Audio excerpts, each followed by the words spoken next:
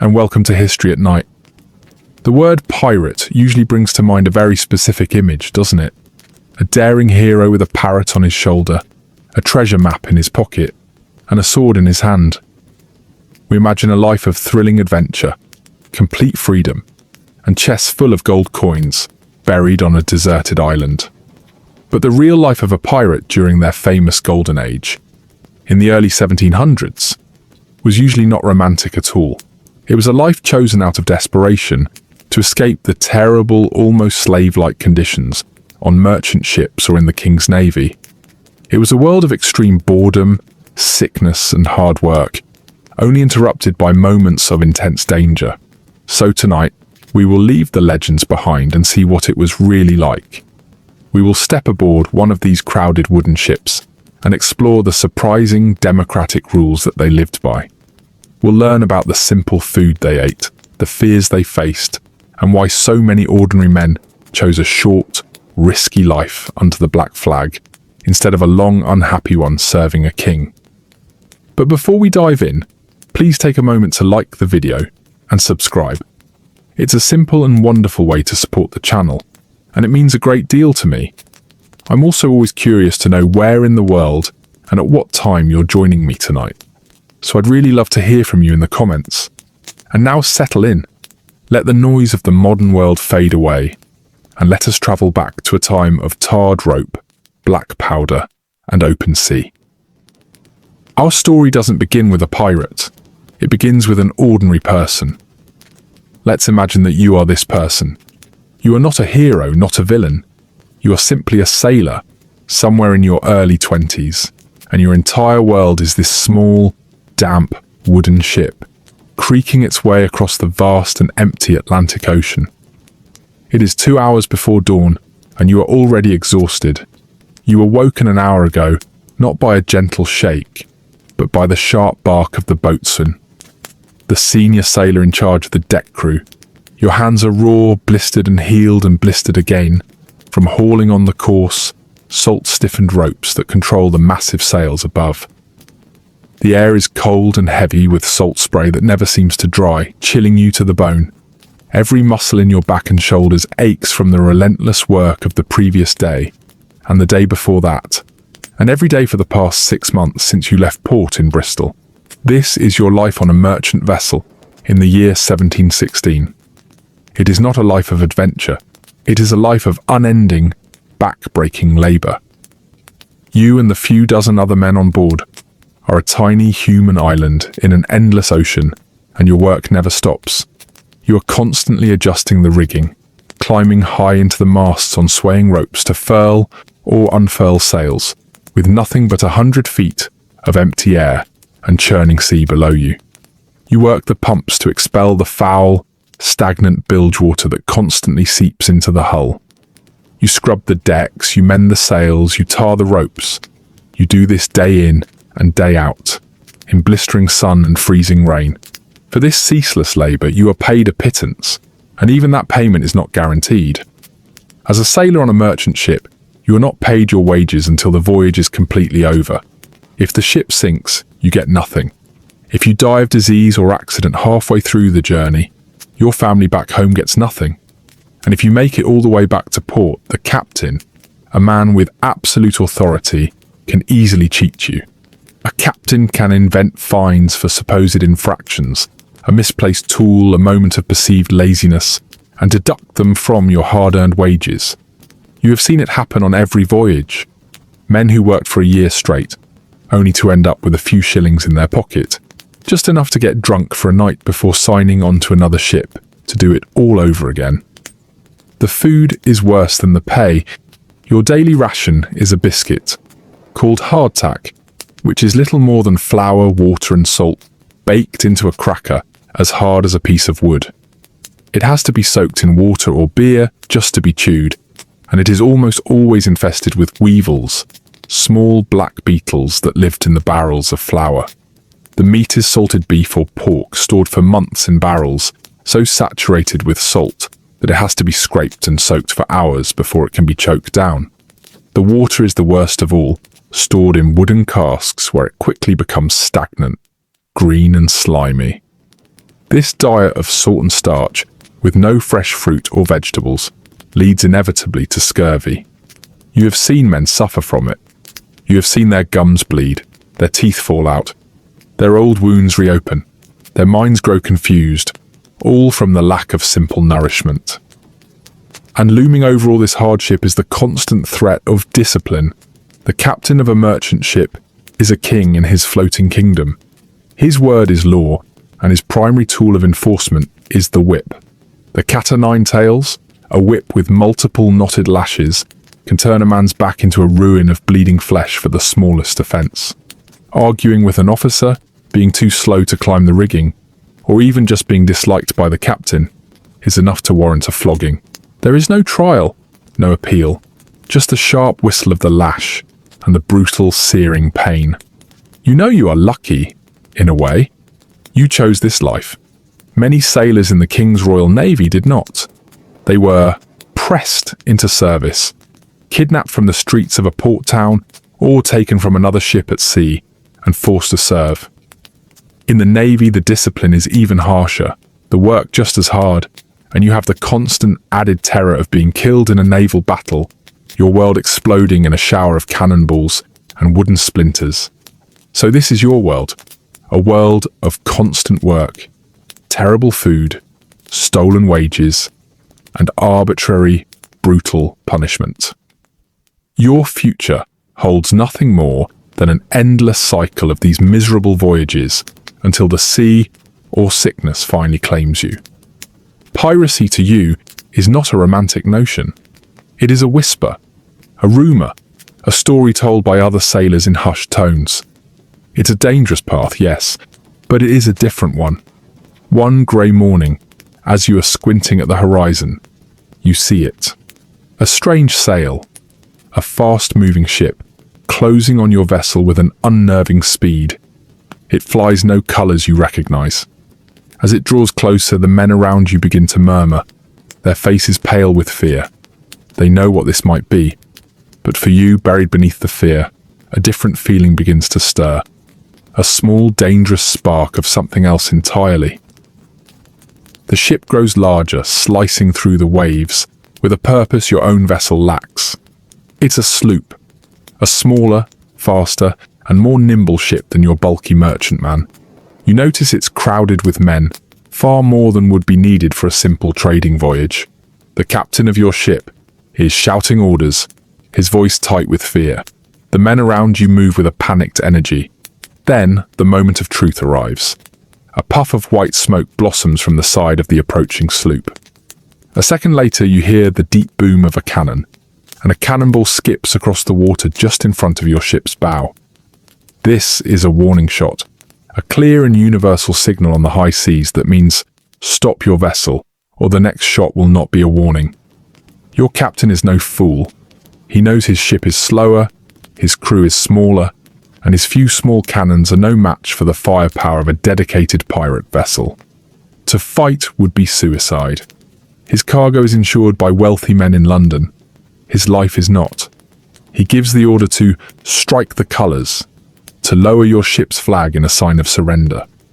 The tension on deck turns from panic to a kind of grim, fearful resignation. The pirate sloop skillfully manoeuvres alongside, and with a crash of grappling hooks and rope, the two ships are bound together. And then they are aboard. They spill over the railing not as a disorganized mob, but as a confident, organized team. You see now that they are sailors just like you. Their faces are weathered by the same sun and sea. Their hands bear the same calluses from the ropes. But there is a difference. They move with an air of freedom and confidence you have never seen on a merchant ship. They are well armed, each man carrying a pistol tucked into his belt and a sword at his side. They quickly disarm your ship's officers and gather your crew on the main deck. You stand there, heart pounding, expecting the worst. But there is no immediate violence. Instead, a man steps forward who is clearly in charge, though he isn't the captain. This is the quartermaster. On a pirate ship, he was the second in command, the man who represented the crew's interests, handled discipline, and was responsible for dividing any plunder. He was often more powerful than the captain in day-to-day life. His voice is calm and direct. He tells your crew that they have no interest in harming any ordinary sailor. They are here for the cargo, and for anyone who wishes to join their company. He lays out the offer. You can stay with your captain, continue your voyage, and face the same life of misery and poverty you have always known. Or you can leave it all behind. You can join them. You can become one of them, a free man, entitled to an equal share of every prize they take. You look at the faces of your crewmates. For most, fear wins out. They have families, homes, and a deep abiding fear of the hangman's noose. But you see a few others, men like you, with little to lose and no future to look forward to, and you can see the same spark in their eyes that you feel in your own chest. The choice, you realize, is truly yours. The pirates don't want to force you. They have escaped tyranny themselves. They have no interest in commanding a crew of unwilling captives. They want volunteers, brothers who will willingly fight alongside them. So you weigh your life in that moment. On one side, a guaranteed future of back-breaking work, spoiled food, and the sting of the whip, all for wages you might never see. On the other, the promise of plunder, of freedom, of respect. It is the choice between a long, slow misery and a life that will likely be short, but at least will be your own. You and two other sailors step forward. The quartermaster grins. He gestures for you to cross over to the pirate ship. As you climb over the railing, leaving your old vessel and your old life behind, one of the pirates hands you a tin mug filled with a cloudy alcoholic liquid. It is grog, a simple drink of watered-down rum, sometimes mixed with lime or sugar. It is the lifeblood of sailors everywhere, but this mug tastes different. It tastes of freedom. Your old ship, now poorer by a few crewmen and a hold full of cargo, detaches and slowly sails away. You stand on the deck of a pirate vessel, surrounded by the so-called enemies of all mankind. You are now one of them. The initial relief begins to fade, replaced by a new pressing reality. You have joined their society, but you do not yet know its laws. You stand on the deck of your new ship, the taste of grog still on your lips. The initial wave of adrenaline and relief has passed, replaced by a quiet uncertainty. You have escaped the tyranny of your old captain, but what have you joined? How can a ship full of men who have rejected all authority possibly function without tearing itself apart? The answer comes a short while later. The quartermaster, the man who invited you aboard, gathers you and the other new recruits. He unrolls a sheet of parchment, its edges worn from use. This, he explains, is the foundation of their society. These are the ship's Articles of Agreement, more famously known as the Pirate Code. You learn immediately that this is not a set of rules imposed from above. On this ship there is no absolute king. Before any voyage, the entire crew gathers together. They debate, they argue, and they vote on every single rule written on this page. Every man from the captain down to you, the newest recruit, has an equal say. The captain is elected and can be removed from command by a majority vote if the crew is not satisfied with his leadership. You have just joined not merely a ship's crew, but a floating democratic republic. It's a concept so radical, so contrary to the world you know, that it takes a moment to fully grasp. The quartermaster begins to read some of the key articles aloud, ensuring you understand the contract you are about to sign. First, and most important, every man has an equal vote in the affairs of the moment. This means any major decision, whether to attack a ship, where to sail next, or what punishments to hand out, is decided by the crew as a whole. Second, no prey, no pay. You will receive no wages. Your payment is a fair share of whatever is plundered. The articles specify exactly how the loot will be divided. The captain might receive 2 full shares, the quartermaster perhaps 1.5. Skilled men like the ship's surgeon or carpenter might also get a slightly larger portion. But you, as a regular sailor, are entitled to 1 full share. No deductions, no tricks. You will get exactly what you are owed. every single time. Third, there are rules of conduct. Any quarrel between two men must be settled on shore, with pistols or swords, to prevent disruptive fighting on the crowded ship. There are to be no women allowed on board, another rule designed to prevent jealousy and conflict among the crew. And every man is expected to keep his pistols and sword clean and ready for action at all times. Fourth, lights out at 8 o'clock. You learn this isn't a strict bedtime, it's a critical fire safety rule. After 8 p.m, there are to be no open flames from candles or lamps for gambling or drinking. On a wooden ship filled with barrels of gunpowder and tarred ropes, a single careless flame could doom everyone. And then comes the most surprising article of all, a system of compensation for injuries sustained in battle. This is their version of insurance. A man who loses his right arm in a fight might be awarded 600 pieces of 8, the common Spanish silver dollar that was the main currency of the seas. The loss of a leg might be worth 500 pieces of 8, an eye, 100. This money was paid out from the ship's treasury before the rest of the plunder was divided. It was a promise that your brothers would take care of you, a level of care and respect unimaginable on the merchant ship you just left. After reading the articles, the quartermaster lays the parchment on the lid of a barrel. He looks at you and the other new men. This is the final step. To join the Brotherhood, you must sign. You take the offered quill, dip it in ink, and make your mark on the document. By doing this, you are entering into a sacred contract. You are agreeing to live by these rules, to fight for your brothers, and to accept the severe punishments for breaking your oath. You have now formally sworn your allegiance. You are a full member of the crew, with a right to a vote and a right to a share of any prize. You are part of a society of outlaws, governed by its own surprisingly fair and orderly laws. But a society is more than just its rules. It is also the physical space it occupies. With the formalities over, you take your first proper look around, seeing the ship not as a captive anymore, but as a resident. This is your home now, the very same sloop that ran down your old vessel with such ease. You realize now why it was chosen. It's not a massive warship, but it's lean and fast, a captured merchant vessel that has been transformed from a simple workhorse into a predator of the sea lanes. Your new crew has already made modifications. You see more cannons on deck than a merchant ship would ever carry, their black iron muzzles staring out from newly cut gun ports. The decks have been cleared of any unnecessary clutter to make more room for fighting. This vessel has been hardened. You walk the main deck, taking in the controlled chaos. There are thick coils of rope neatly tied down.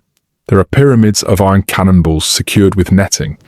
You see spare spars, the long wooden poles used to hold the sails, lashed to the sides of the ship, ready to replace any that might be broken in a storm or a battle. You close your eyes for a moment to simply listen.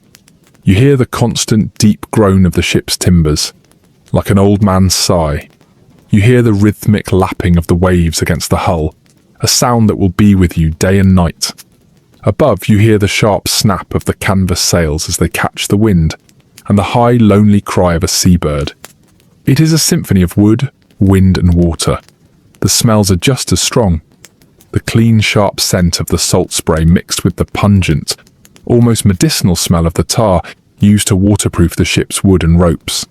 But the real heart of the ship, you soon discover, is below deck. As you climb down the ladder into the gloom, a thick, warm, and heavy air envelops you. This is the 'tween deck, the main living quarters. There are no private cabins here, no walls, no doors. This single, low-ceilinged space is where you and 80 other men will sleep. You see rows upon rows of hammocks, lengths of canvas slung from the overhead beams. They are hung so close together that you can easily reach out and touch the man next to you. You learn that hammocks were a brilliant innovation pirates and sailors adopted from the native peoples of the Americas. Unlike a fixed bunk or a simple mattress on the floor, a hammock sways with the constant rolling motion of the ship, cradling you and preventing you from being thrown to the wet floor during rough seas. The air down here is a complex mixture of smells. It smells of unwashed bodies, of stale rum, of damp wool, and something else. A foul, sour smell coming from below. This, you are told, is the bilge. The bilge is the very bottom of the ship's hull, a dark, inaccessible space where all the foul water collects. Seawater that leaks through the planks, spilled food and drink, and all other forms of waste gather down there, sloshing back and forth into a putrid soup. Its stomach-turning smells a constant presence, a scent that permeates the very wood of the ship. It is the defining smell of your new home. You realize that on this vessel, there is no such thing as privacy. You will eat, work, and sleep within arm's reach of 80 to 100 other men. You now understand why the ship's articles had such strict rules against fighting on board. In such a crowded and intimate space, small disagreements could easily boil over into dangerous violence if not properly managed. You find an empty space between two cannons and are shown how to sling your own hammock. As you lie back in the gently swaying canvas, you listen to the symphony of the ship's sounds, the creaking wood, the snoring men, the distant waves. You are surrounded by this new family. You know the rules, you know the layout of your new home. But what do you actually do all day? You wake to the gentle rocking of your hammock. It's dark, but you can hear the sounds of men stirring around you. Your first full day as a pirate is about to begin. The question that formed in your mind as you fell asleep, what do you actually do all day, is about to be answered. You quickly learn that a pirate's life is not one of lazy leisure, waiting for a prize to appear. A pirate ship is a complex machine, and it demands constant attention. Your day and your entire existence at sea is governed by the watch system. The crew is divided into two halves or watches. Your half is on duty for a 4-hour shift, then off duty for the next 4 hours, in a relentless cycle that repeats all day and all night. There is no weekend, no day off. There is only the watch. During your time on watch, the work is familiar, yet different. The most important task is, of course, sailing the ship.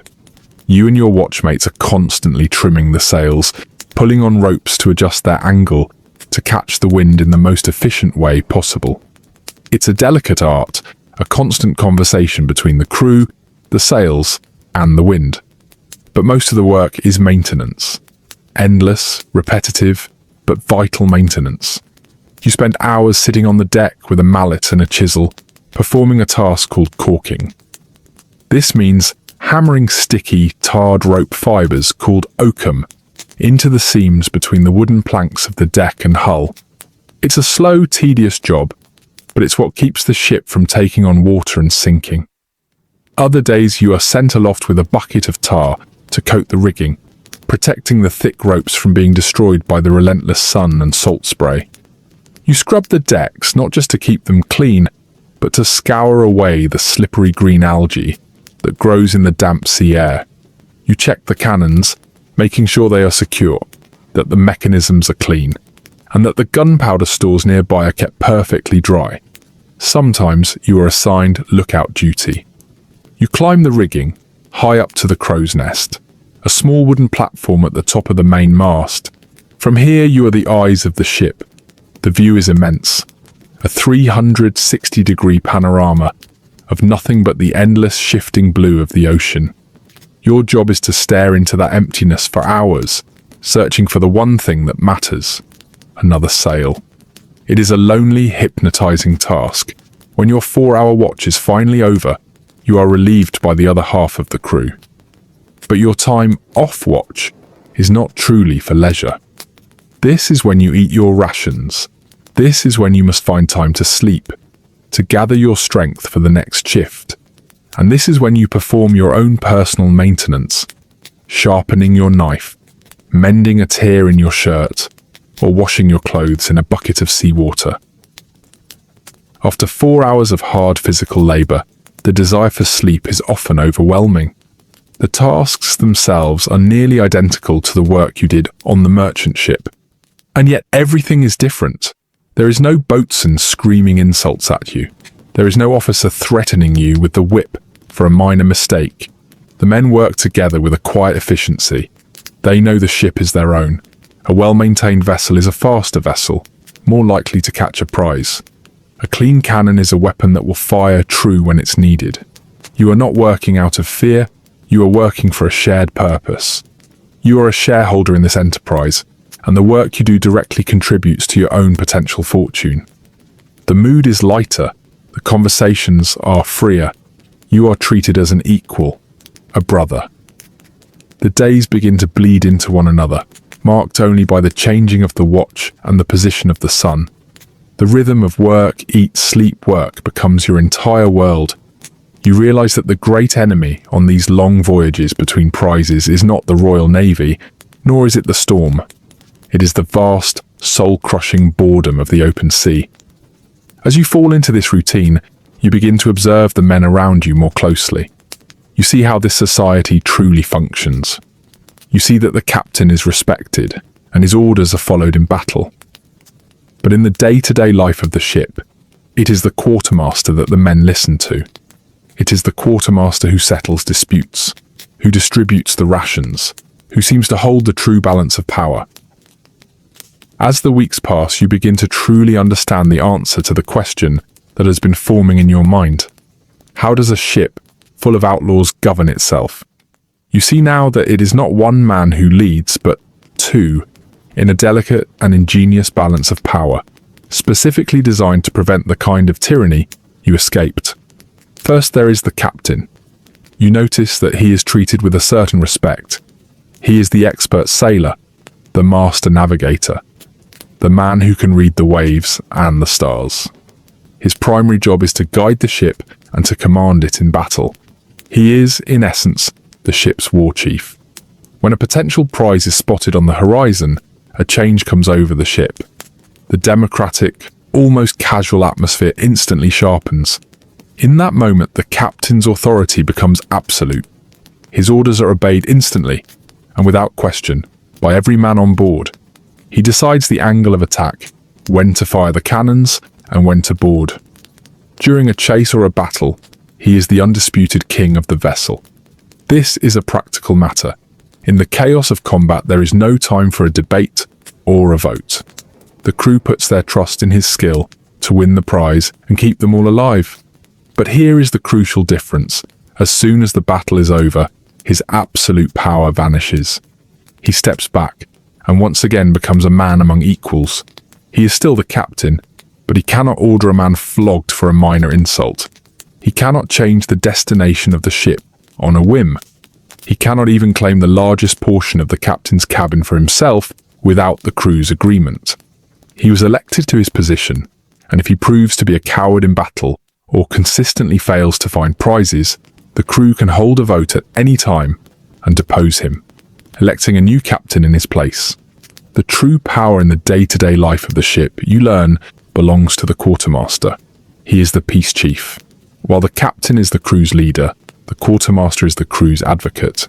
He is the voice of the men, elected to protect their interests and ensure fairness. His responsibilities are vast. He is in charge of the ship's stores, distributing the daily rations of food and water to ensure every man gets his equal share. He is the ship's judge and jury. If you have a dispute with another sailor, you do not take it to the captain. You take it to the quartermaster. He listens to both sides and makes a ruling, and his decision is respected. He also administers all punishments that the crew has voted on according to the articles. So if a man is to be flogged, it is the quartermaster, not the captain, who gives the order, removing that power of personal vengeance from the captain's hands. When a prize is taken, the quartermaster leads the boarding party. He is the one who decides what plunder is to be taken from the captured vessel, and he is the keeper of all that plunder until it can be brought to a safe port and divided. He ensures that every coin, every bolt of cloth, every barrel of wine is accounted for and shared out exactly as the articles prescribe. You now see the genius of this system. It is a separation of powers, born from the bitter experience of men who had been oppressed. They gave one man, the captain, the power to lead them in war. But they gave another man, the quartermaster, the power to protect them from that same leader in times of peace. It was a system of checks and balances that ensured no single man could ever hold absolute power over the crew again. It was a government for the people, by the people, on a floating wooden republic of outlaws. You see this system in action every day as the quartermaster moves through the ship, settling a card game dispute here, distributing the daily ration of grog there. The system works because it is built on fairness. Everyone gets their share. But as you receive your daily portion of salted beef and hardtack, a new thought comes to mind. What exactly is that share? The question of what you eat and drink is one of the most fundamental parts of your new life. You quickly learn that the standard rations on a pirate ship are at first disappointingly similar to the grim menu of the merchant vessel you so gladly left behind. The foundation of your diet is still the hardtack, the rock-hard flour and water biscuit, likely dotted with the black specks of weevils. The main source of protein is still salted meat, either beef or pork, that has been cured in barrels of brine for so long that it is tough, chewy, and overwhelmingly salty. This is supplemented by sacks of dried peas, beans, or oatmeal. It is a diet of preservation, designed to last for months in the damp hold of a ship, not for pleasure. Your drink is also much the same. Water stored in casks quickly goes foul, so alcohol is essential. The daily ration of grog, the mix of rum and water, is a treasured ritual, a moment of warmth and cheer in a long day. It makes the stale water more palatable and provides a brief escape from the monotony of life at sea. But here is where you discover the pirate's advantage. Unlike a merchant ship, which must sail from port A to port B on a strict schedule, a pirate vessel is master of its own time. Your captain is not in a hurry to deliver cargo. This gives you the freedom to supplement your diet in ways a merchant sailor could only dream of. If the ship is running low on supplies, you might stop at a small, uninhabited island. The crew will go ashore in longboats, armed not for battle, but for hunting. You spend the day tracking wild pigs or goats through the jungle. A welcome relief from the confines of the ship. The animals are brought back, and the crew builds a fire on the beach, roasting the fresh meat over a wooden grill called a boucan. The taste of fresh, unsalted meat is a luxury so profound it feels like a feast for a king. At sea you fish. Men will trail lines from the stern of the ship, hoping to catch tuna or other large fish to be shared among the crew. But the most prized catch of all is the giant sea turtle. Turtles were plentiful in the Caribbean, easy to catch while they slept on the surface of the water, and they were an ideal source of food. A single large turtle could feed the entire crew, and remarkably, they could be kept alive on their backs on the deck for weeks. This is the pirate's way, living off the sea and the land, taking what they could find. But the greatest feast, the moments of true indulgence, came after a successful capture. When you board a captured merchant ship, the first prize is not always the captain's strongbox. It is often his pantry. While your diet is one of bland survival, a merchant captain dines in style. Your crew descends upon his private stores with joyous cries. You might find barrels of fine French wine or Spanish brandy, sacks of soft white flour for baking bread, and precious casks of sugar. You might find spices that are worth a fortune: cinnamon, cloves, and nutmeg. Best of all, you might find live chickens, clucking in wooden coops, or even a pig or a cow, brought along for the captain's table. That night, your ship becomes a floating banquet hall. The cook, who is usually just another sailor with a bit of skill over a fire, becomes the most important man on board. The smell of roasting meat fills the air. You eat freshly baked bread instead of weevil-filled biscuits. You drink stolen wine from tin mugs, singing sea shanties with your brothers. For a few hours you live better than any king. This is the reward. This is the merry life you signed up for. You are full, for the first time in what feels like years. The ship is well stocked, and the threat of scurvy has been pushed away by fresh food. But this bounty cannot protect you from everything. A slip of a knife while working the rigging, a splintered bone from a fall, or a sudden raging fever are constant dangers. The question of what happens when you are seriously hurt or fall ill is a heavy one. In the world you left behind, a sick sailor was often seen as a useless burden. Here, among pirates, you learn that the approach is different, born from a mix of brutal necessity and surprising compassion. Most pirate ships did not have a professionally trained doctor. A surgeon was a highly valued prize, and if one was captured on a merchant or naval vessel, he was considered one of an attack's most valuable assets. The pirate crew would do everything they could to persuade him to join them, offering him a full share of the plunder and promising him good treatment. A skilled surgeon was one of the very few men a pirate crew might actually force into service, as his knowledge was a matter of life and death for everyone. But if no doctor could be found, the role of ship's surgeon fell to whichever crewman had the most relevant skills. In many cases, this was the ship's carpenter. This might seem strange, but the logic was grimly practical. The most common major surgery at sea was amputation, and no one on board was better with a saw. The carpenter knew his tools. He knew how to make a clean, swift cut, and he was not squeamish about it. On other ships, the role might fall to the cook, for he was the man most skilled with knives. The ship's medical kit was usually a captured surgeon's chest, itself a form of treasure. Inside, you would find the tools of the trade: saws for bone, sharp knives for flesh, probes for exploring wounds, and forceps for pulling out musket balls. The medicines were a mix of the effective and the dangerous. The chest would contain laudanum, which is an opiate, a powerful painkiller made from opium that could dull the senses during surgery.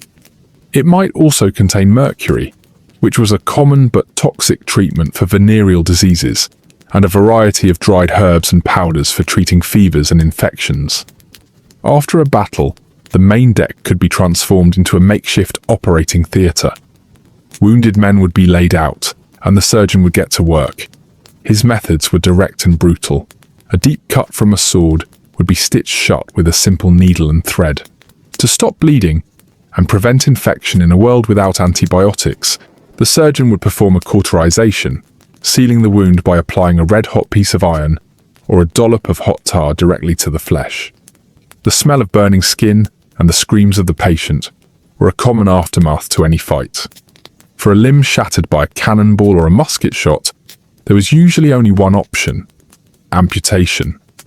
To remove the ruined arm or leg was the only way to prevent gangrene, a deadly infection that was always fatal.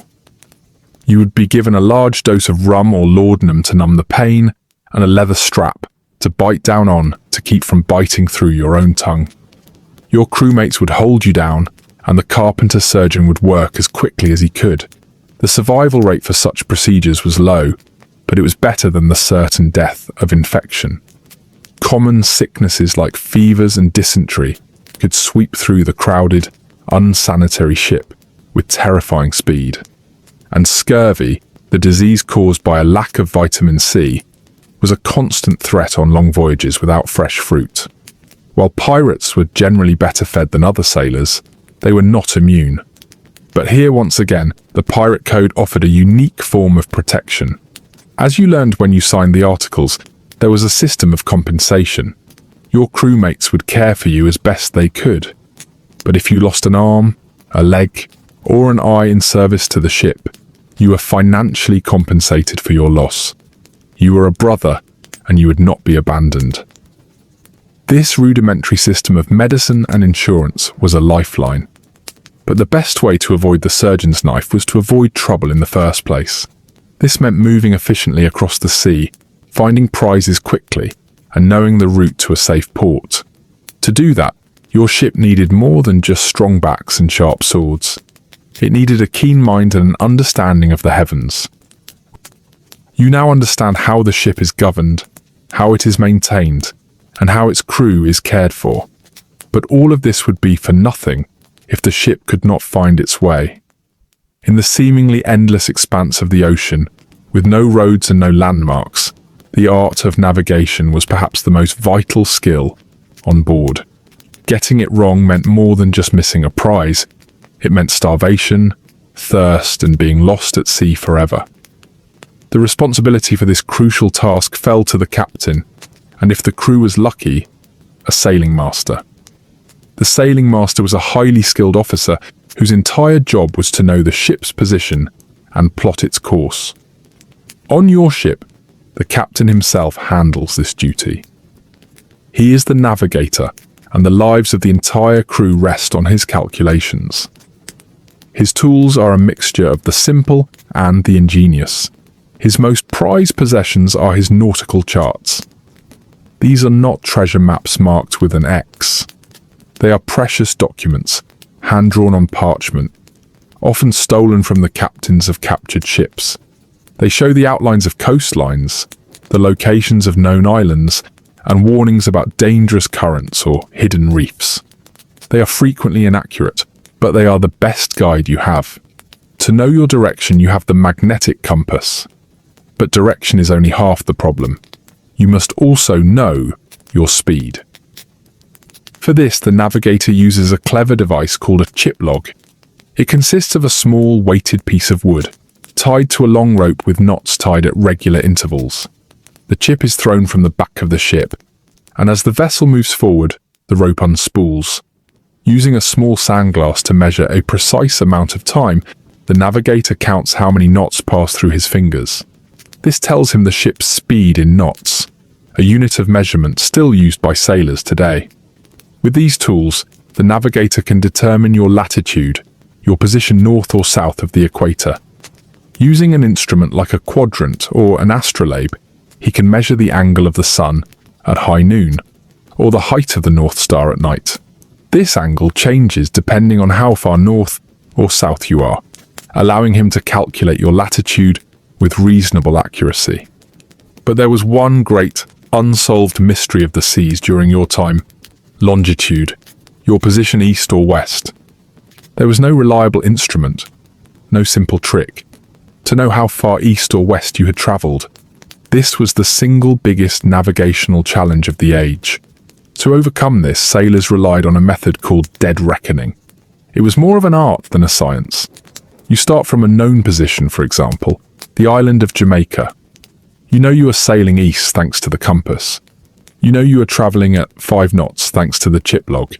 After 24 hours, you can calculate, or reckon, your new position on the chart. You are, in theory, 120 nautical miles east of Jamaica. But this was an educated guess. A strong, unseen ocean current could be pushing you sideways. A storm could force you off course.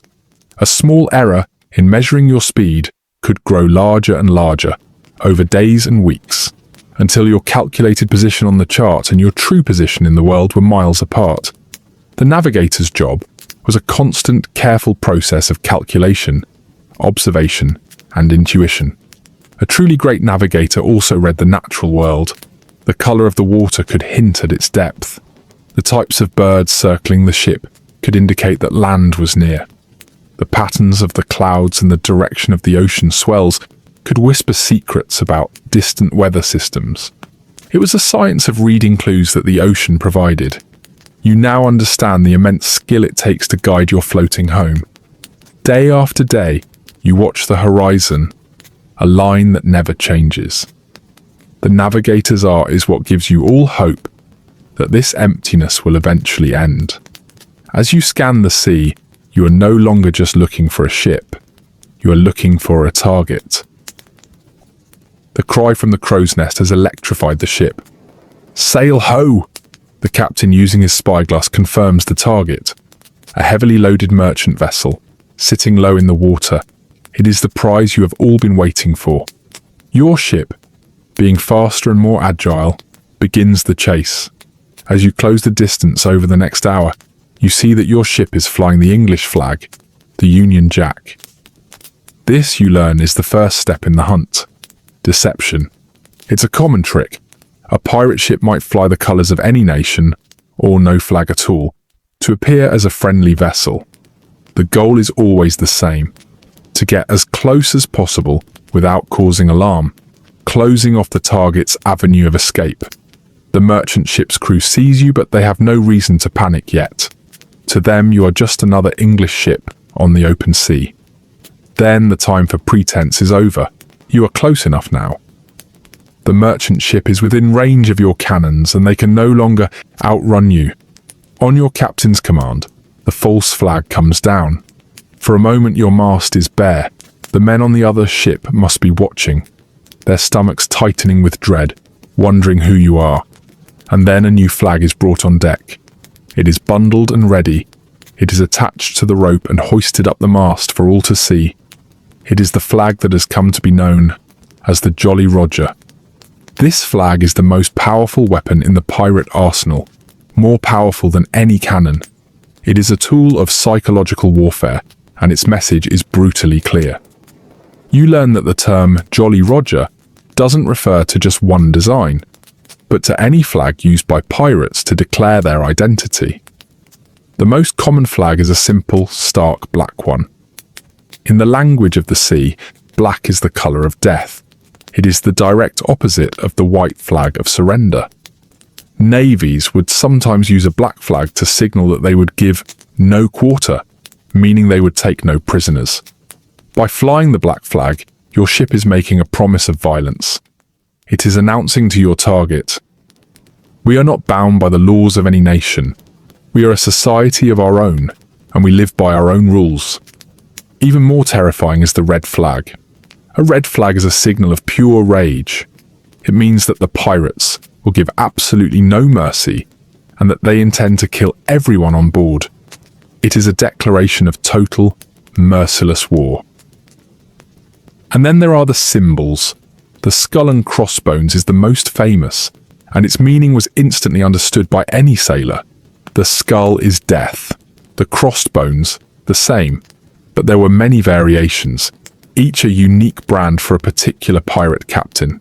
You might see a skeleton holding an hourglass, a message that your time is running out. You might see a bleeding heart being pierced by a spear, a promise of a slow and painful end. The famous pirate Calico Jack Rackham used a skull above two crossed swords. Blackbeard used a skeleton figure, toasting the devil with one hand and spearing a bleeding heart with the other. The entire purpose of this flag, you realize, is to make a real fight unnecessary. Piracy was a business.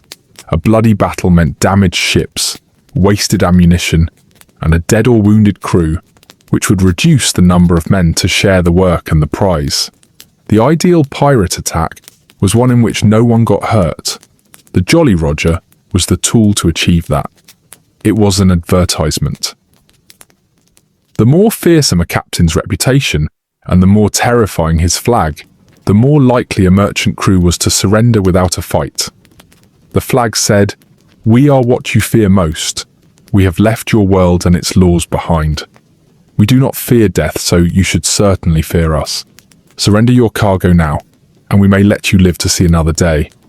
But if you resist, we will send you all to the bottom of the sea."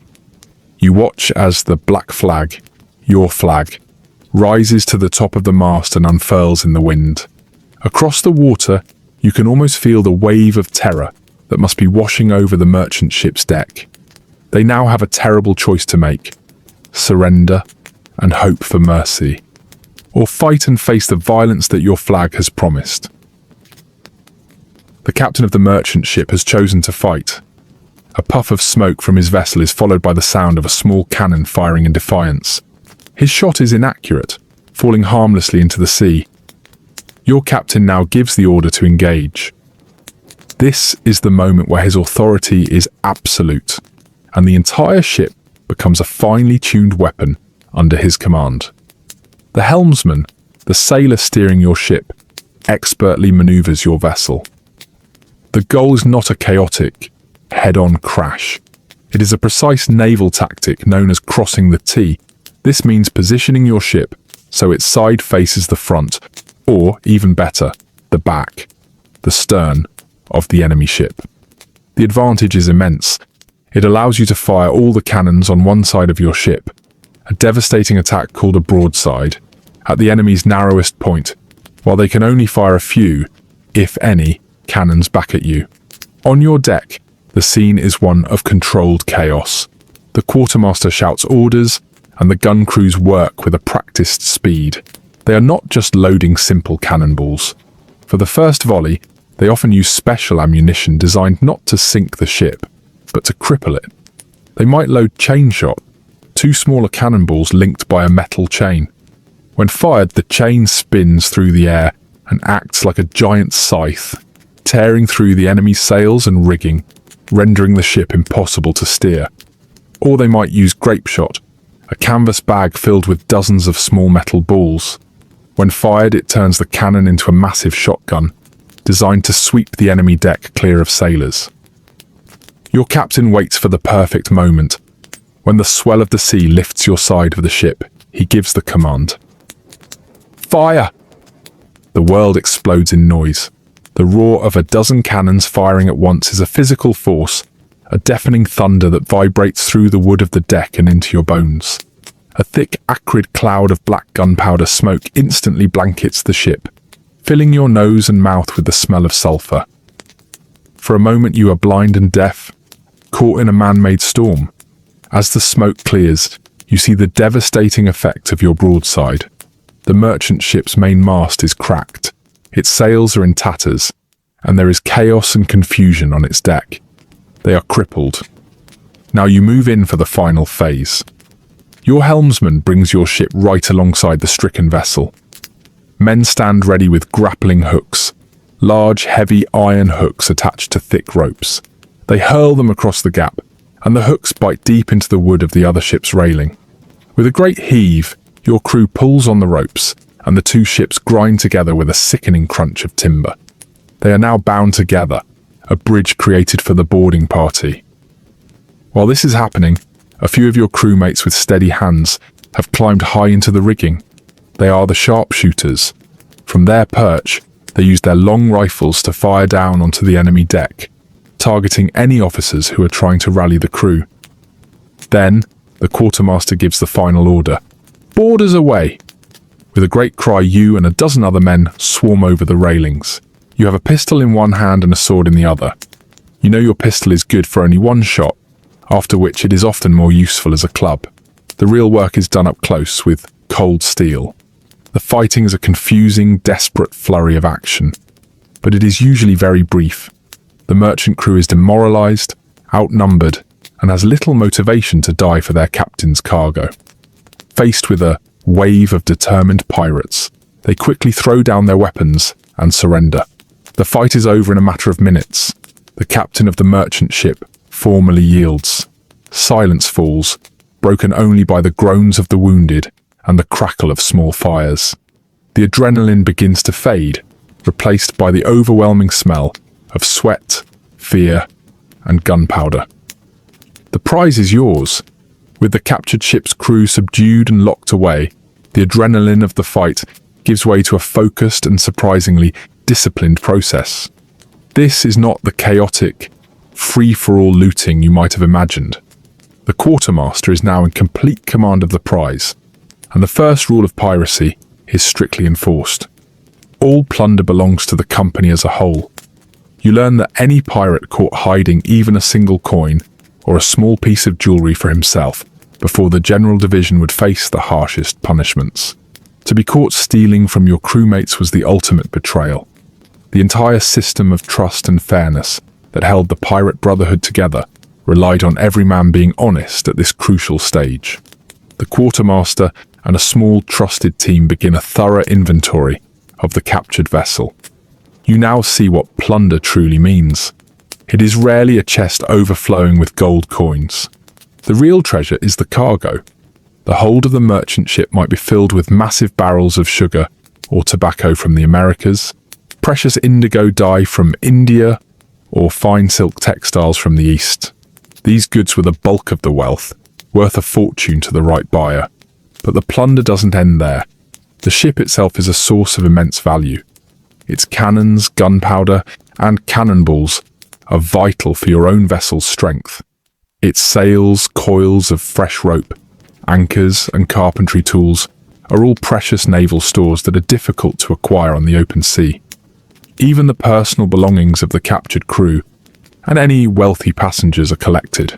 Their clothes, their wigs, their silver buckles, and any money they have are all added to the communal pile.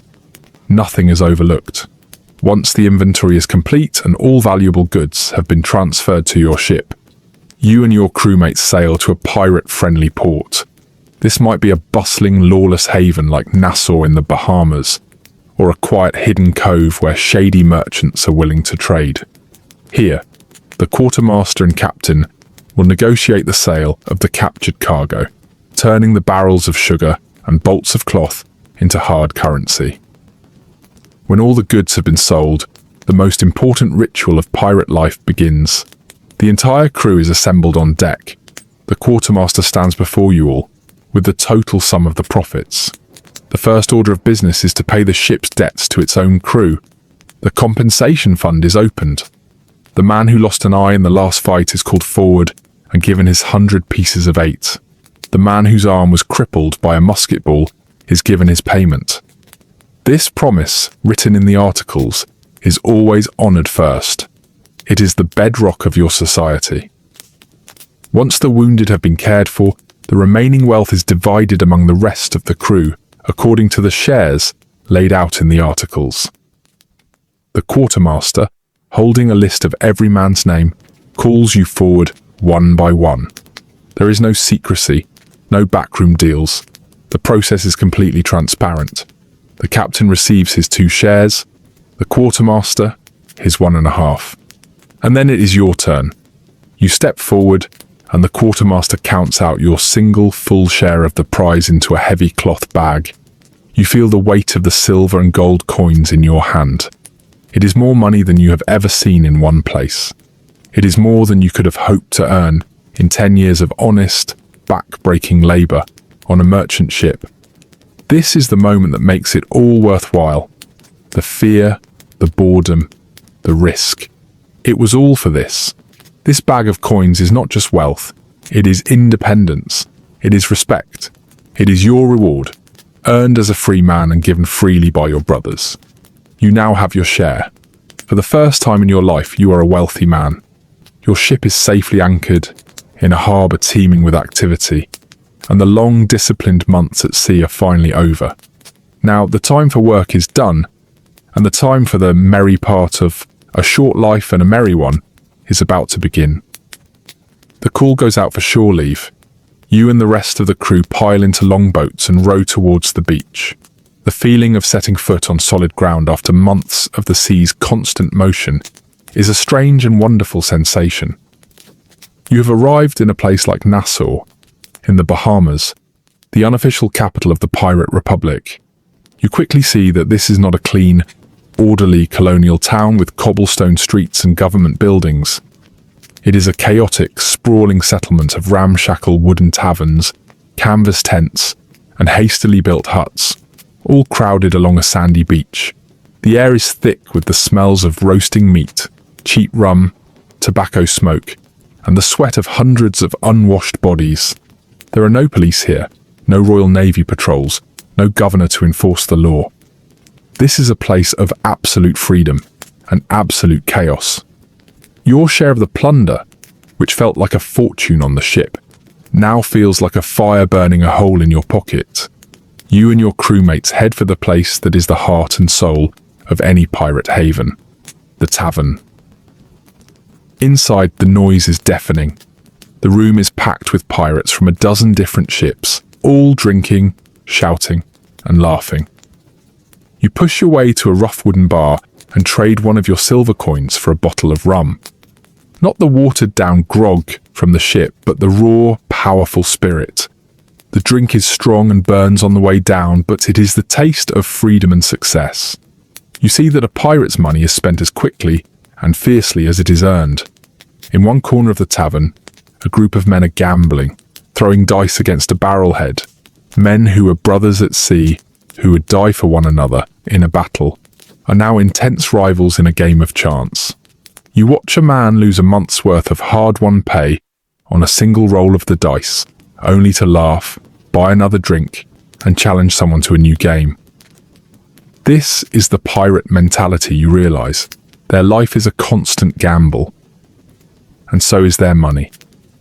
They live with the ever-present threat of a violent death, so the idea of saving for a future they will likely never see seems pointless.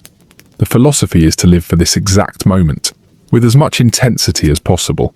A short life, but a merry one. You spend your silver on things you could only dream of at sea. You eat freshly roasted pork until you are full. You buy a new shirt made of soft linen to replace your ragged, salt-stiffened one. You visit a merchant who caters to the pirate trade and buy a fine new pistol and a bag of lead shot, investing in the tools that will help you earn your next fortune. For a week, life is a blur of drinking, eating, gambling, and spending. The disciplined order of the ship dissolves into a riot of individual freedom. But it cannot last. Sooner or later you reach into your pocket and find it empty. Your entire share, a sum that would have sustained a family for a year, is gone, traded for a few fine meals, a new weapon, and a pounding headache. Just as the last of the crew runs out of money, the call goes out from the quartermaster. The ship has been repaired, restocked with fresh water and supplies. It is time to go back to sea. You stumble back to the longboat, your head aching, your pockets light, but with a new pistol at your belt and the memory of a wild week on shore. The chaos of the pirate haven fades behind you, replaced once again by the familiar, orderly world of the ship. You are struck by the stark contrast of your new life, a long, slow pendulum swing between the extremes of disciplined work and riotous release. With no land in sight and no ships to chase, the days at sea can stretch into an endless, monotonous cycle. The work of the watch gives your hands something to do, but your mind needs a distraction. You learn that fighting off the immense boredom of the open ocean is as important to survival as maintaining the ship. This is where the culture of your new brotherhood truly reveals itself. The most common and most important pastime is music. You are lucky, as your crew includes a fiddler.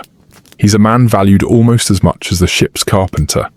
He's exempt from the most difficult labor, yet he receives a full share of the plunder, all for his skill with his instrument.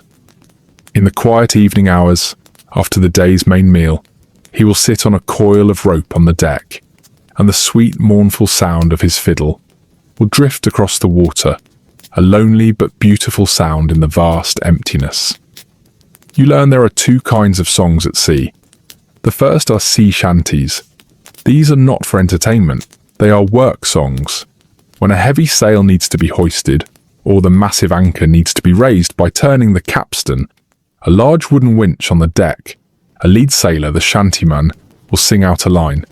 The rest of the crew, including you, will roar back the chorus in unison, pulling or pushing with all your might on the final word. The powerful rhythmic beat of the shanty coordinates the labor of dozens of men into a single unified force, making the work lighter and faster.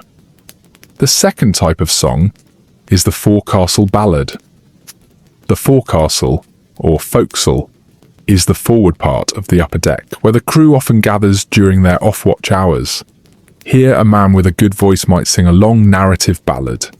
These songs tell stories of famous naval battles, of daring pirates, of lost loves back home, or of humorous and tragic events at sea. They are the oral history and the popular music of your new world, passed from ship to ship, and they provide a shared sense of culture and history. Another way to pass the time is with games of chance. When you have no money, you find other things to wager. You might bet your next share of the plunder, your ration of rum for the week, or even the shirt off your back. You see men gathered in small groups playing card games with greasy, well-worn decks, or throwing dice that they have carved themselves from leftover pieces of bone. This is a common source of tension, and the ship's articles have strict rules about it. Cheating is a serious offence, and the quartermaster is often called upon to settle disputes that get out of hand. But perhaps the most important pastime is storytelling. In a world where most men cannot read or write, the spoken word is the primary form of entertainment and information. During the quiet hours of the night watch, you and your crewmates will share stories. They might be boasts, exaggerations of your own adventures. They might be ghost stories, tales of the Flying Dutchman, or other phantom ships said to haunt the sea lanes. Or they might simply be news and gossip, pieces of information picked up in the last port about which governors are offering pardons, which pirate hunters are patrolling the coast, and which merchant ships are expected to be carrying valuable cargo. It is here in these quiet storytelling sessions that the legends of your time are born. Men spin yarns to entertain each other, to build their own reputations, and to pass the long, dark hours. These pastimes, the songs, the games, the stories, are the threads that bind your crew together. They transform a group of rough individuals into a functioning community. As you listen to another sailor tell an exaggerated tale of the great pirate Henry Morgan, you begin to think about the other famous stories of your new profession. You hear whispers about captains making their enemies walk the plank, and about burying massive chests of treasure on deserted islands, marked by a secret map. As you spend more and more time living the real life of a pirate, you begin to notice that the wild stories you've heard, the legends that even other sailors tell, don't quite match your daily reality. The truth is often simpler, more practical, and in some ways, far more interesting than the myths. Let's look at 3 of the most famous legends. First, there is the myth of buried treasure. The image of pirates burying a massive chest filled with gold and silver on a deserted island, then creating a secret map where X marks the spot, is perhaps the most powerful pirate legend of all. But in reality, this almost never happened. You must remember the pirate philosophy. Live for today, for tomorrow you may hang. The money you earned was meant to be spent immediately and wildly on shore leave, not saved for a retirement you would never see. Furthermore, the plunder belonged to the entire crew, divided into shares. A captain who tried to secretly bury the company's treasure for himself would have been immediately deposed, or more likely, killed. It was a violation of the most sacred part of the pirate code, the fair and equal division of all prizes. Why bury gold in the ground when you could turn it into rum, fine clothes and good times right now? The entire legend of buried treasure comes almost entirely from one single, exceptional case, that of Captain William Kidd. Kidd was originally a privateer, a sort of legal pirate, hired by a government with a document called a letter of marque to attack enemy ships during wartime. When he turned to outright piracy, he was declared an outlaw. Knowing he was being hunted, Kidd did bury some of his wealth before sailing to New York to try and negotiate a pardon. He was captured anyway, and the tale of his buried treasure ignited a frenzy that a century and a half later would inspire Robert Louis Stevenson's classic novel, Treasure Island. It is this book, more than any historical reality, that created the myth we know today. The second great myth is that of walking the plank. The image is iconic. A captive, hands tied, forced to walk off a narrow board, extending from the side of the ship into the shark-infested waters below. This, too, is almost entirely fiction. There are virtually no reliable documented accounts of this practice happening during the golden age of piracy. It was an invention of later writers, most famously appearing in stories in the 19th century and cemented in popular culture by J.M. Barrie's Peter Pan. Pirates were certainly brutal when they needed to be, but they were also practical. If they wanted to dispose of an enemy, they had much faster and more efficient methods. A simple sword thrust or a pistol shot was quick and certain. Tossing someone overboard required no special equipment. The elaborate, time-consuming ritual of forcing someone to walk a plank was a theatrical invention, not a common practice. Finally, there is the image of the pirate captain with a colourful parrot perched on his shoulder. Like buried treasure, this legend comes almost entirely from Treasure Island and its unforgettable character, Long John Silver, who had a parrot named Captain Flint. While it is certainly possible that a few sailors travelling through the tropics might have acquired exotic pets like monkeys or parrots. It was by no means a standard accessory. A noisy, squawking bird would be a terrible companion during a stealthy approach or a chaotic battle. The parrot on the shoulder is a romantic and charming image, but it is not a historical uniform. You now see the truth more clearly. The reality of your life is not one of treasure maps and talking birds. It is a life governed by democratic articles, a surprising system of compensation for the wounded, and a practical approach to your bloody business. But you also know, with a growing sense of unease, that this unique world you have joined cannot last forever. The great empires of Europe will not tolerate these floating republics of outlaws indefinitely. As you sail the seas, you begin to hear whispers in port towns, rumors of a change in the winds. Governors are offering fewer pardons and more bounties for the capture of pirates. New, powerful warships are being sent from England with a single dedicated mission. The rumors you've been hearing in port towns are true. A change is coming on the winds. The great empires of the world, England, Spain, and France, are finally turning their full attention towards you. For years, they were too busy fighting each other to properly police the seas, which allowed the golden age of piracy to flourish.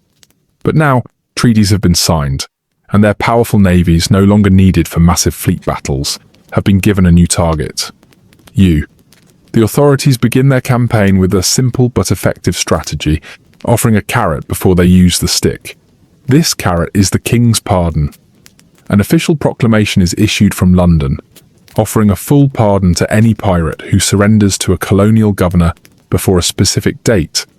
It is a promise that all your crimes will be forgiven, and you can return to society as a free man, without the shadow of the gallows following you. This offer creates a deep rift within the pirate brotherhood. For older pirates, tired of the constant risk and hardship, the pardon is a tempting exit. It's a chance to take their earnings and live out the rest of their days in peace. Many famous pirates, like Benjamin Hornigold, who was once a mentor to Blackbeard, accept the offer. But for others, it is a trick. They don't trust the government's promises, and they see surrendering as a betrayal of the freedom they fought so hard to win. The unity of the pirate havens begins to crack. Then comes the stick. When pardons are not enough, the empires unleash their full military might. Powerful Royal Navy warships are sent to patrol the sea lanes of the Caribbean and the American coast. These are not the slow, clumsy merchant vessels you are used to capturing. These are frigates, fast, medium-sized warships, built for speed and packed with cannons. They are captained by experienced naval officers and manned by disciplined Marines who are trained for combat. Your pirate sloop, so effective against a merchantman, is no match for the raw power of a naval frigate. Along with the warships come determined new governors, sent with the specific mission to eradicate piracy. A man named Woodes Rogers, a famous former privateer who understands your world, is appointed governor of the Bahamas. He sails directly into the heart of your republic, the pirate haven of Nassau, with several warships at his back. He arrives with the official king's pardon in one hand and the threat of overwhelming force in the other. It is a brilliant combination of carrot and stick. Other governors, like Alexander Spotswood of Virginia, become obsessed with the hunt. Spotswood dedicates his resources to capturing the infamous Blackbeard, sending naval ships and soldiers on daring raids, sometimes even outside his own legal jurisdiction. The most bitter pill to swallow is the use of pirates to hunt pirates. Some of the most effective pirate hunters are men who have accepted the pardon. Men like Benjamin Hornigold, who know all the secret coves, the tactics and the weaknesses of their former brothers, are hired by governors like Woodes Rogers to lead hunting expeditions. The Brotherhood is now not just divided, it is actively preying upon itself. You feel the world closing in, the options are dwindling. The freedom you fought for is slipping through your fingers like sand. The final act of the Golden Age has begun, and for every pirate still sailing under the black flag, the most pressing question is no longer, where is the next prize? But, how does my story end? The Golden Age of piracy, for all its fire and fury, was a remarkably brief flash in the pan of history. For every man who joined the Brotherhood, the unspoken question always loomed. How would it end? There was no single path. The end of a pirate's career was a story with many possible endings, ranging from the swift and violent to the public and shameful to the surprisingly quiet. For many, the end came exactly as they lived, in a flurry of black powder, cannon smoke, and drawn steel. To die in battle was a constant and accepted risk of the trade. In a desperate fight against a naval vessel or a heavily armed merchantman, a pirate could be killed in an instant, struck by a musket ball, cut down in a sword fight on a crowded deck, or killed by the terrible spray of wooden splinters from a cannonball impact. The infamous Blackbeard, perhaps the most feared pirate of his time, met his end this way, killed in a bloody, close-quarters battle with Naval Lieutenant Robert Maynard and his crew. For some pirates, this soldier's end may have been considered a better fate than the shame of the gallows, a final defiant act in a life lived on the edge. Another fate, even more public and brutal, was the gallows. For the pirate who was finally outmatched and captured by the Royal Navy, the path was swift and certain. He would be put in chains and transported to a major colonial port like Port Royal in Jamaica. There he would stand trial in a special Admiralty court, a maritime court with no jury of his peers. For a known pirate, the trial was a formality. The sentence was death by hanging. The execution itself was a powerful public spectacle. A large crowd would gather to watch the final moments of the infamous outlaws, a grim warning to any other sailor tempted by a life of piracy. To make the message last, the bodies of the most notorious captains were sometimes placed in iron cages called gibbets and left to hang at the entrance to the harbour. A more unique fate a pirate could face came not from the outside world, but from his own brothers. For crimes against the crew, the punishment could be exile. This was the sentence of marooning. The offender would be taken to a deserted island and left with only the most basic provisions: a flask of water, a knife, and sometimes a pistol with a single shot. With that, his former crewmates would row away, leaving him to a quiet, desperate battle against the elements. While survival was not impossible, for most it was a sentence of profound and final solitude. But for every pirate who met a dramatic end, it is likely that many more simply walked away. This was the path of the King's Pardon. Faced with the growing threat of naval patrols, many crews chose to accept the official offer of amnesty. They would sail into a colonial port, swear an oath of allegiance to the crown, and in an instant, their life of crime was forgiven. These thousands of now former pirates simply melted back into the world, returning to the lives they had known before. For this silent majority, the golden age of piracy was not a fight to the death, but a single, wild chapter in an otherwise ordinary life. And what of the pirate's ultimate dream? The quiet retirement with a fabulous fortune. This is the stuff of legend, and for good reason. It was almost impossible to achieve. The pirate ethos of live for today meant very few ever managed to save a fortune. The legends of pirates like Henry Every, who supposedly vanished with his treasure to live as a king in a secret paradise, are likely just stories that fueled the dreams of other sailors. So these were the fates that awaited them: a swift death in battle, the public shame of the gallows, the lonely exile of marooning, the quiet escape of the pardon, or the nearly impossible dream of a legendary retirement. With the historical pirates gone from the seas, their reality began to fade. The memory of the brutal working conditions, the monotonous diet, and the constant fear was replaced by something far more romantic and enduring. The transformation from history into legend began almost immediately, thanks in large part to one incredibly popular book. In 1724, while some of the last pirates were still being hunted, a book was published in London called A General History of the Robberies and Murders of the Most Notorious Pirates. It was written under the name Captain Charles Johnson, though his true identity remains a mystery to this day. The book was an instant sensation. It was part history, containing surprisingly accurate details about pirate articles, ships, and daily life, likely gathered from interviews with sailors and reports from trials. But it was also part sensationalized drama. Johnson was a brilliant storyteller, and he took the known facts about pirates like Blackbeard, Calico Jack Rackham, and the famous female pirates Anne Bonny and Mary Read, and he crafted them into compelling, larger-than-life characters.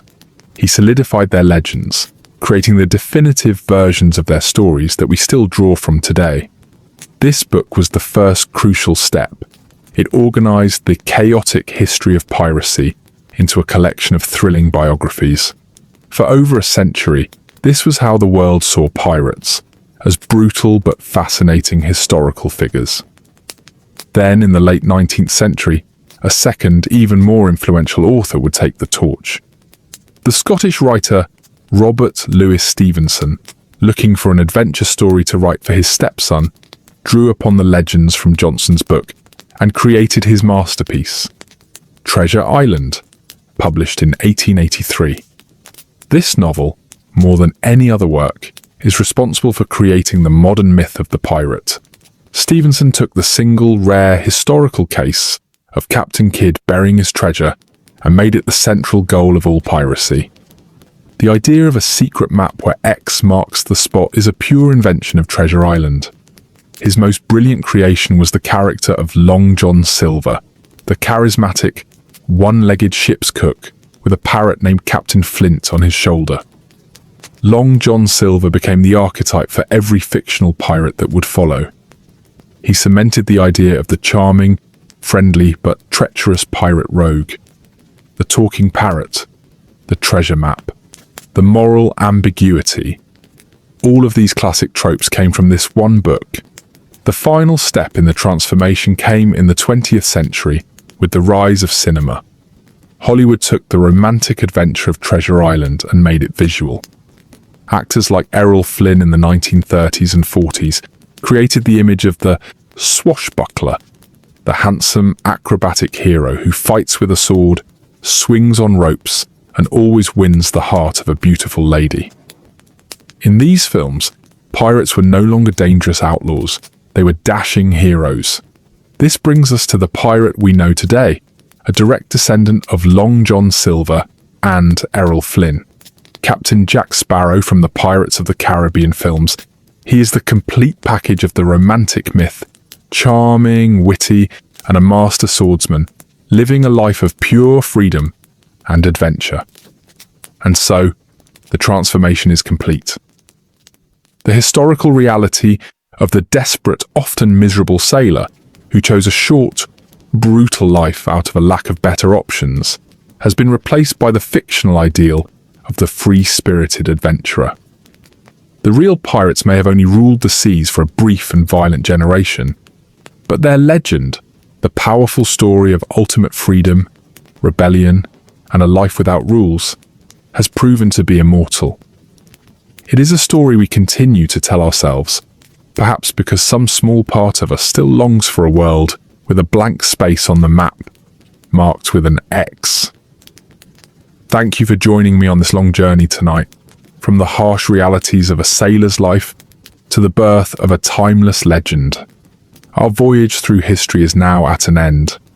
I hope you'll return as we continue to explore the stories found in the shadows of the past. I wish you a calm and peaceful night.